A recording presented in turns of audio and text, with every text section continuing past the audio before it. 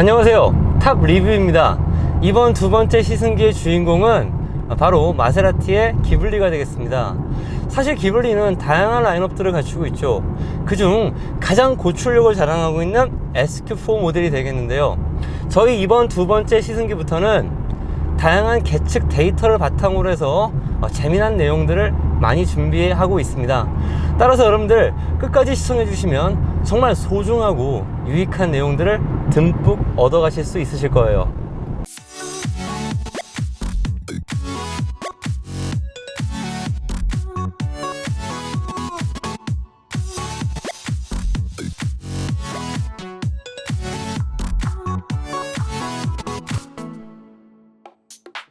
사실 마세라티 판매량이 1만 대를 넘어선 것은 정말 얼마 안 된 일입니다. 충격적이게도 1999년도 전 세계 마세라티의 판매량은 1,000대를 겨우 넘었을 정도니까요. 그렇게 더디고 더디게 판매량이 조금씩 증가하다가 2013년도에 들어가지고 드디어 1만 대의 판매량을 넘어서게 됩니다. 바로 마세라티의 대중화를 위한 선봉장으로서 기블리가 2013년도에 등장했기 때문인데요. 기블리가 최초 출시된 2013년도에 마세라티 전체 판매량이 15,393대까지 증가했고 2014년도에는 36,448대까지 증가했습니다. 특히 2014년도에는 기블리의 판매량이 2만 대가 넘었을 정도니까 이 기블리가 정말 마세라티에게는 효자가 아닐 수가 없겠죠. 소위 그 마세라티의 밥줄이 된 이 기블리가 어느 정도의 상품성을 갖추었을지 저희 탑 리뷰가 치밀하게 한번 분석을 시작해 보겠습니다.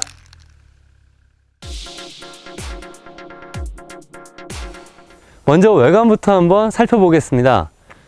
마세라티는 오랜 세월 동안 레이싱 컨스트럭터 기업으로 활동했던 것만큼 스포츠카와 럭셔리의 DNA가 함께 잘 아우러져 있어요. 마세라티의 상징과도 같은 그 삼지창이 너무 튀지 않게끔 잘 구성이 되어 있습니다. 범퍼 하단에 위치한 에어 인테이크가 좌우의 끝까지 쫙 벌어져 있다 보니까 전반적으로 차체가 좀 낮아지는 느낌도 듭니다. 헤드램프 또한 다른 차량들에 비해서 낮게 위치되어 있고 그 크기가 작아 보이기 때문에 LED 헤드램프의 밝기가 저 개인적으로서는 좀 상대적으로 별로는 아닐까 이런 편견이 있었는데요.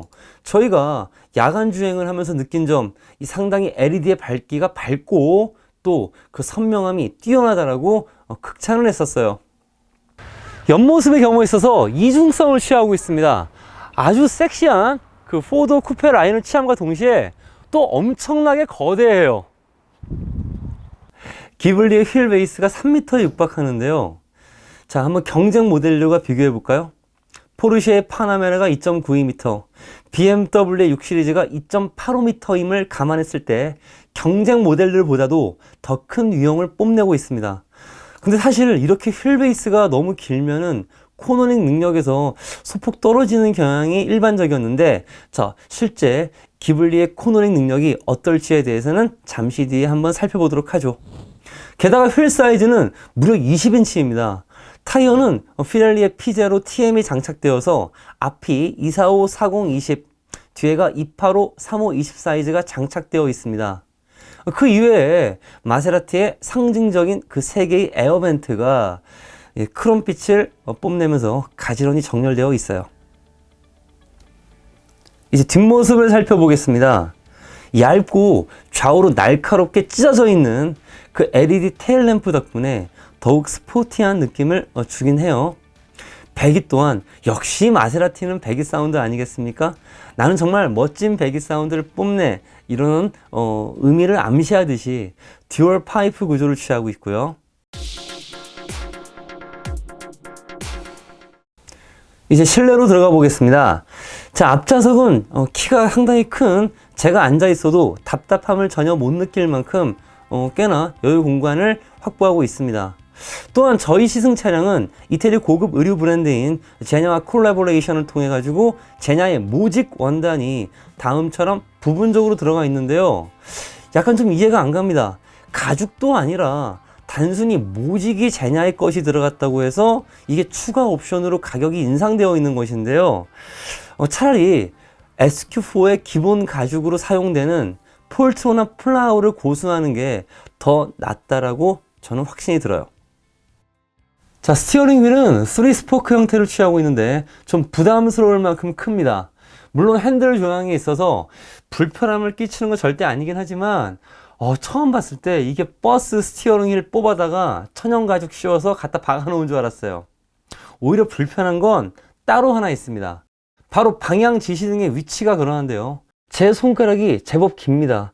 그럼에도 불구하고 깜빡이 신호를 넣으려면 지시등을 조작할 때 스티어링 휠을 감싸고 있던 이 엄지손가락을 핀 상태에서 중지를 쭉 뻗어야만 해요. 거의 이 정도면 손가락 길이가 짧거나 여성 운전자분들한테는 너 운전하지 마! 이렇게 외치는 듯한 생각 또한 가지게 됩니다. 중앙 디스플레이 경우에 있어서 선명도가 무척 좋습니다. 특이한 점은 터치 감응 방식의 마세라티 통합 시스템을 지원하는 것인데요. 즉 다음처럼 열선 시트나 통풍 시트, 그리고 내비게이션, 블루투스 등등 이 다수의 편의 사용 시스템을 터치 방식으로 통합시켜 놓았습니다. 근데 이거는 제 개인적인 생각으로는 좀 호불호가 갈릴 것 같습니다. 버튼의 개수를 왕창 줄이는 걸 좋아하는 저 같은 개인으로서는 무척 환영할 만한 일이에요. 그런데 반대로 기존의 아날로그식 버튼을 선호하는 분들 입장에서는 오히려 이러한 통합 시스템을 불편해 하실 수도 있을 것 같습니다. 오디오 음질도 무척 선명합니다. 게다가 내비게이션도 국내 제품을 연동해서 계기판에 이렇게 표현되는 거 분명히 칭찬받을 만한 대상이에요. 변속 기어봉 주변엔 다음처럼 차세 제어 장치 해제 버튼, 수동 모드, 경제 운전을 지원하는 IC, 스포츠 모드, 댐핑 컨트롤 스위치가 세로로 가지런히 잘 배열되어 있습니다. 좀 이쯤에서 기어봉 조작에 대한 좀 불편한 점을 얘기해 보겠습니다. 기어봉 조작할 때 이게 중립인지 후진인지 P모드인지, 즉 어느 모드로 딱 걸려 있는지 체결감이 상당히 떨어집니다.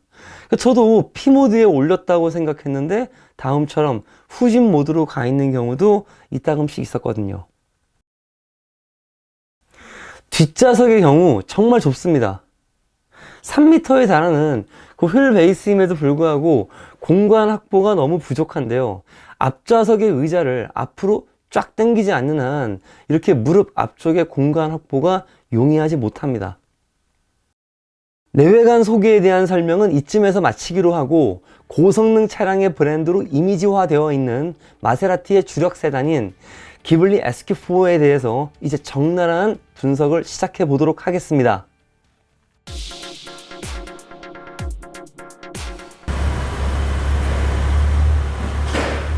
네, 저희 탑 리뷰는 앞으로 절대 다수의 차량들의 경우에 있어서 본격적인 테스트를 하기에 앞서 헌터 코리아 본사를 방문하여 타이어 상태도 점검을 해볼 것이고, 그리고 지금처럼 휠 얼라이먼트 조정도 해볼 것입니다. 가끔씩 시승 차량들 경우에 있어서 하체 링크가 틀어져 있거나 타이어 상태가 안 좋아가지고 이 차량이 가진 제대로 된 성능을 다 발휘하지 못하는 경우가 있습니다. 자, 어찌됐든지 간에 이 마세라티 기블리 차량 현재 상태는 뒤쪽 토우가 약간 좀 플러스가 되어 있습니다. 이 상태로 저희가 만약에 본격적인 코너링 테스트를 진행하게 되면은 타이어 바깥쪽에 편마모가 좀 심해질 수 있을 것 같아요. 그래서 그 부분만 좀 조정을 해보면 될 것 같습니다.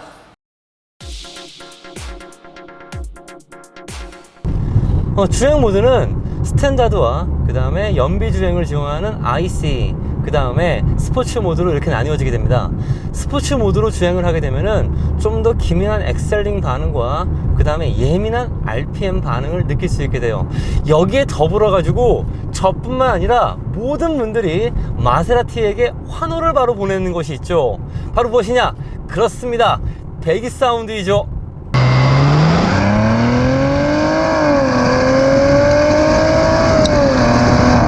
특히 3500에서 6500 RPM 사이로 그때 나타나게 되는 배기 사운드는 마치 사자 한 마리가 포효하는 듯한 멋진 사운드를 제공합니다.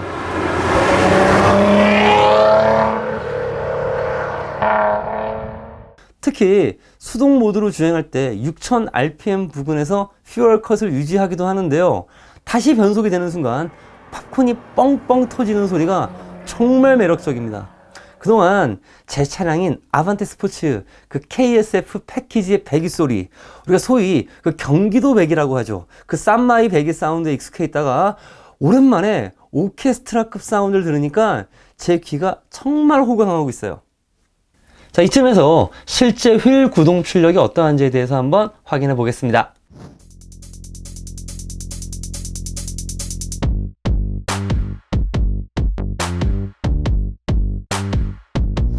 본격적인 로드 테스트를 진행하기에 앞서서 저희는 파주에 위치한 NK스피드로 방문했습니다. 저희는 이곳에서 오늘 테스트하게 될 그 마세라티 기블리 SQ4 뿐만 아니라 앞으로 저희가 시승하면서 평가하게 될 절대 다수의 차량들을 바로 이곳에서 실제 휠 구동 출력을 측정해 볼 곳입니다.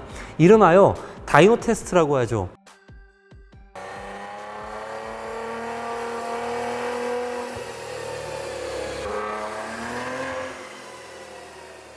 출력은 359.1마력, 그리고 토크는 52.9토크가 기록됐는데요. 각각 12%와 6%의 손실을 입었습니다. 자, 이 정도면 사륜구동 차량 치고서는 상당히 준수한 기록입니다.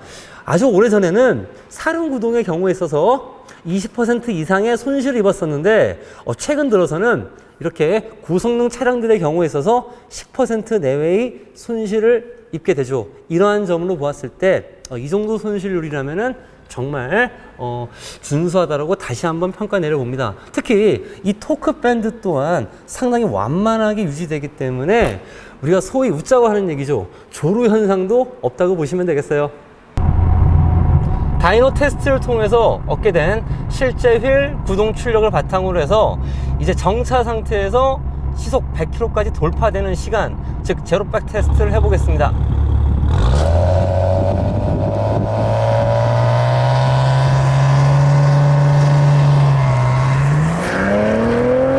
다음처럼 완전 정차 상태에서 시속 100km까지 소요된 최고 베스트 기록은 5.32초가 계측됐는데요. 재원상 발표된 4.8초에 비해서 0.5초가 부족한 그 데이터 결과가 나왔습니다. 사실 르반떼의 경우 제가 예전에 시승했었을 때 그 당시에서도 다양한 데이터를 측정했었거든요. 근데 그때 르반떼는 제로백이 6.9초가 나왔습니다. 그러니까 재원 발표랑 동일한 기억이 나와가지고 엄청 놀랐었는데, 이에 반해서 기블리 SQ4는 재원 발표와 차이가 있는 점 분명히 아쉬움이 되겠습니다. 4.8초랑 5.3초의 차이는 그 운전자가 체감하게 될 때 상당히 큰 차이를 보이게 되죠. 자, 일단 고속 안정감은 뛰어납니다. 물론 최근에 시승한 그 르반떼 차량만큼은 아니어도 이 멋진 배기 사운드랑 결합해서 운전자한테 충분한 만족감을 보여줍니다. 단, 이 댐핑 컨트롤은 추가로 활성화시키지 않는 게 좋을 것 같아요. 그러니까 쇼크가 너무 강해지기 때문에 승차감도 좋을 게 없고, 특히 노면 상태가 안 좋은 그 고속도로 구간에서 좀 초고속으로 달릴 때에는 그 안정감 저하마저 상당히 많이 느껴질 정도였어요.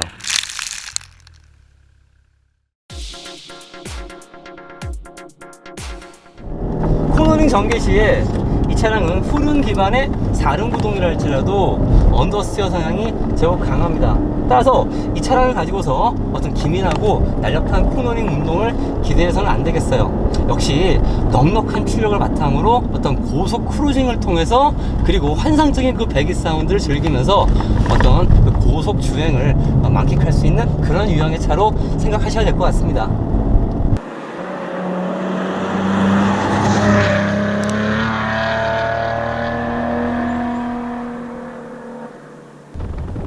게다가 이 기블리의 사륜구동 시스템은 코너링 전개 시에 아주 특이한 점을 하나 보여줍니다. 바로 구동 배분이 적극적으로 바뀌는데요. 코너 진입 전에는 제동 시 구동 배분이 뒤로 빠지는, 즉 후륜의 느낌을 살짝 주다가 코너를 탈출하면서 엑셀을 밟게 되면 구동이 앞으로 보내지는, 즉 후륜 기반의 그런 사륜구동이 되겠습니다. 후륜 기반이다 보니까 코너링 탈출할 때 엑셀을 밟게 되면 좀 뉴트럴한 거동을 보여주거나 오버스티어한 성향을 보일 거라고 기대했었는데 VDC를 완전히 해제해도 이 녀석은 전형적인 언더스티어 현상만 보입니다. 하지만 그럼에도 저희가 데이터 로그 기록을 한번 측정해 보니까요, 코너링 속도가 이 무지막지한 무게에도 불구하고 꽤나 빠른 편입니다. 코너링 전개에 있어서 분명히 좀 아쉬운 점은 하나 있었습니다.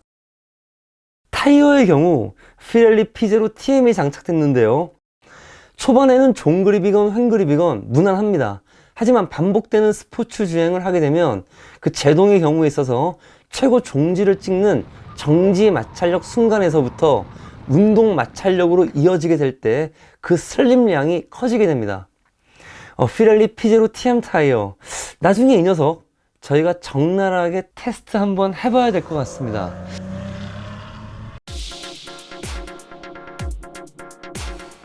이 차량의 무게는 무려 2톤이 넘습니다. 따라서 제동거리 테스트에서 상당히 안 좋은 결과가 나오지 않을까 약간의 편견이 있었는데요, 다음 차트처럼 이 마세라티 기블리 SQ4는 상당히 좋은 제동거리 결과가 나왔습니다.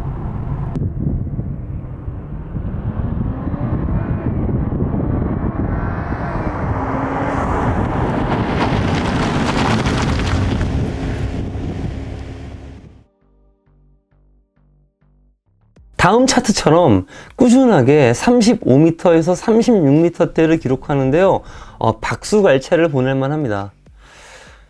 그러나 이제 와인딩을 하면서 코너링 테스트를 했을 당시 2톤이 넘어가는 무게 때문일지는 몰라도 좀 브레이크가 약간 지치는 경향이 있긴 있었는데요, 아까 전에도 언급했듯이 이 마세라티는 다수의 차량들이 경량화가 되어 있지 않습니다.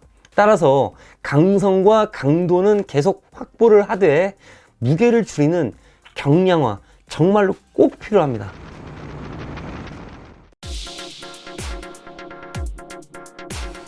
기블리에 탑재된 크루즈 컨트롤은 칭찬할 게 무척 많습니다. 심지어 시내에서 약 30km 정도 가량의 그 저속에서도 앞차와의 차간 거리를 기가 막히게 유지해냈습니다. 가령 앞차가 완전히 정지하면 똑같이 정지하는데요, 이때 브레이크에서 발을 완전히 떼고 있다가 앞차가 출발을 시작하면 이 기블리 차량도 또 출발을 하게 되죠. 특히 옆차가 갑자기 튀어들어와서 급제동을 하는 상황이 생겼을 때에도 정확하게 비상제동을 해주는 등 기블리의 어댑티브 크루즈 컨트롤은 전반적으로 칭찬할 얘기로만 가득하네요. 네, 이렇게 해서 마세라티 기블리 SQ4의 시승기를 마쳐야 할 시간이 왔습니다. 아쉬운 점부터 먼저 말씀드려 보도록 하겠습니다. 2톤이 넘어가는 그 육중한 무게가 가장 아쉬웠습니다.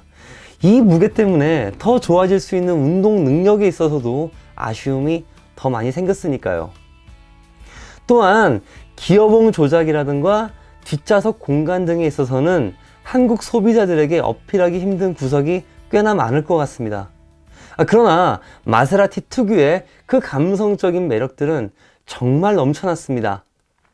12%의 손실밖에 보이지 않았던 실제 출력, 그리고 BMW의 스포츠 미션이 부럽지 않은 빠르고 경쾌한 변속, 또 게다가 말로 표현하기가 아까울 정도의 그 멋들어진 배기 사운드, 그리고 아무나 소화하기 힘든 이 멋들어진 또 희소성 넘치는 외관 디자인.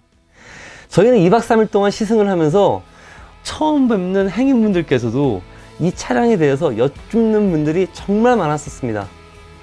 따라서 기존의 그 뻔하고 뻔한 획일적인 국내 수입 자동차 트렌드를 정말 지겨워하시는 그런 분들에게는 고속주행과 멋진 배기 사운드, 그리고 희소성을 추구하는 분들에게는 적극적으로 추천드릴 만한 차량이 되겠습니다. 다음 시승기의 주인공은 쉐보레 크루즈가 되겠습니다. 기대 많이 해주시고요. 저희는 언제나 최선을 다하는 탑 리뷰가 되겠습니다. 끝까지 시청해주셔서 진심으로 감사드립니다.